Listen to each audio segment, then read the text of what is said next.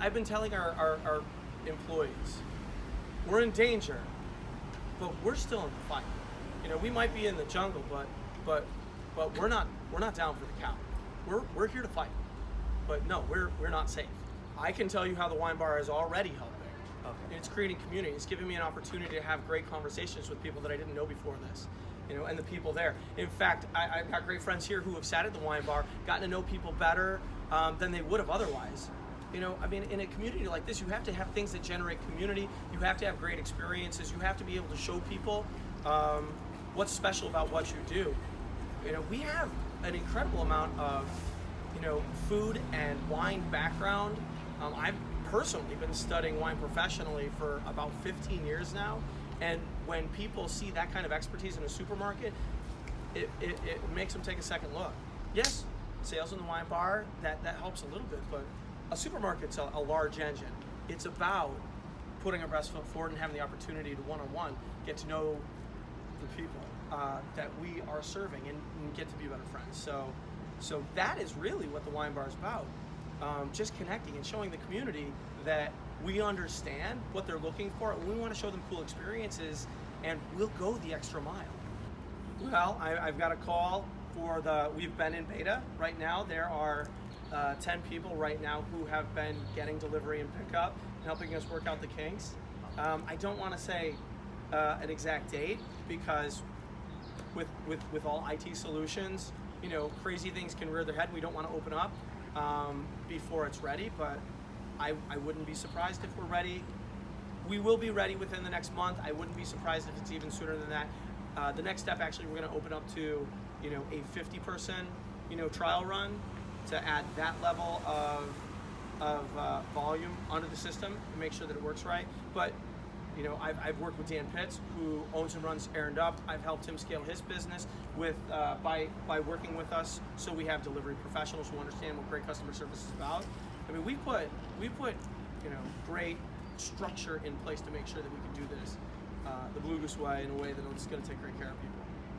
Well, there's two things. When you do something like that, it's fun and it's really cool and people come in, but that is not it's going to show one product.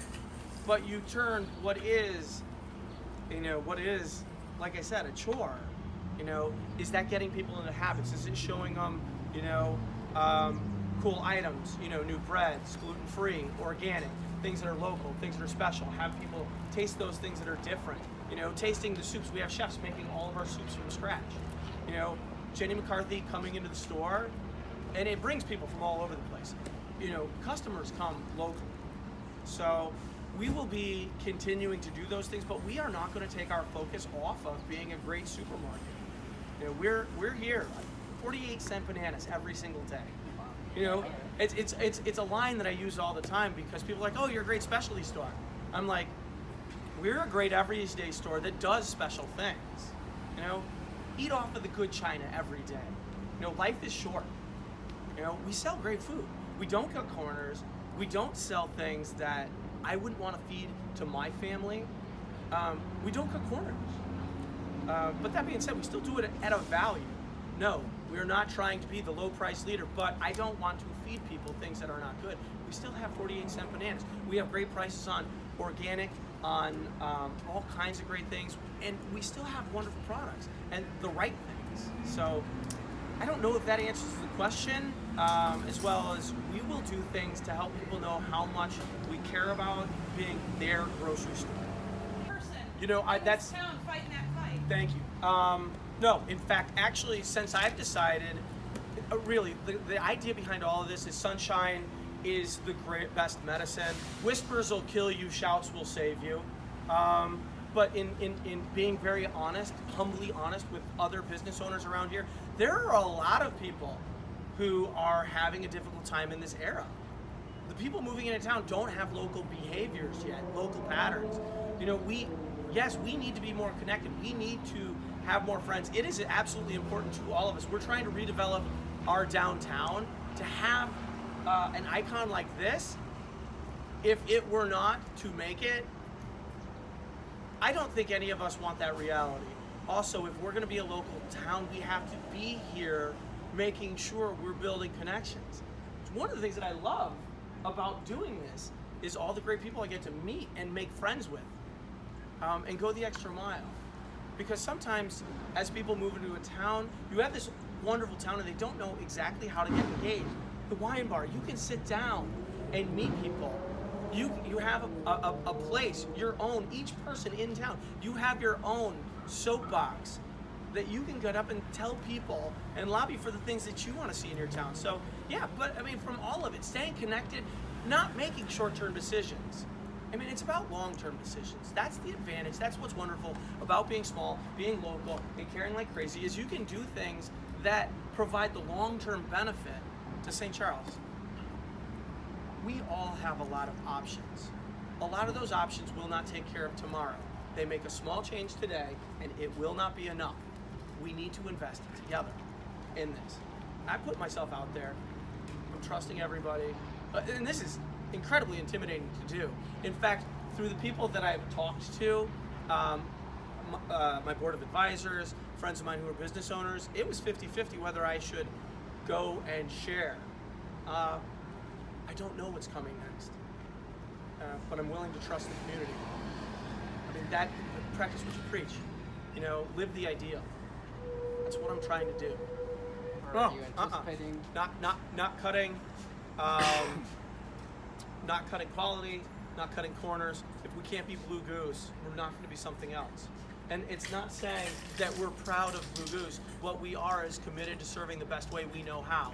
Not the second best way we know how, not the third best way. On the labor side, we have to be here to take care of people. You know, if you're like, oh, we'll lay people off. Okay, now you've got overtime. I mean, we are at the size that it takes to get everything done. We have people well trained. We have transitioned through the generation. I mean, we had an incredible amount of people who had worked here for a long time who were all exactly the same age.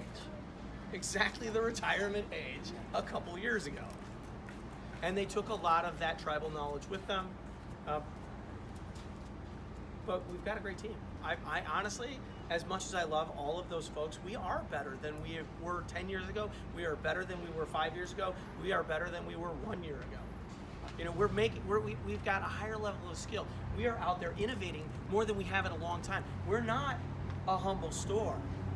We are humbly trying to be an amazing store. We generally have about 60 FTEs. That's full-time equivalent. So if you add part-time and full-time together, a supermarket like this, it's still, even though you see it's a smaller supermarket, it still runs like about 5 businesses.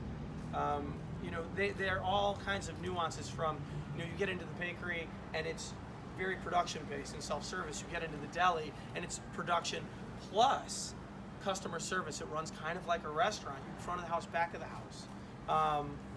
You know, meat cutters are doing very dangerous things. You need skilled workers. It almost looks like carpentry. Wow, that let's not create too much imagery there. 111 including your part-time employees. Oh, 111. Uh-huh. Okay.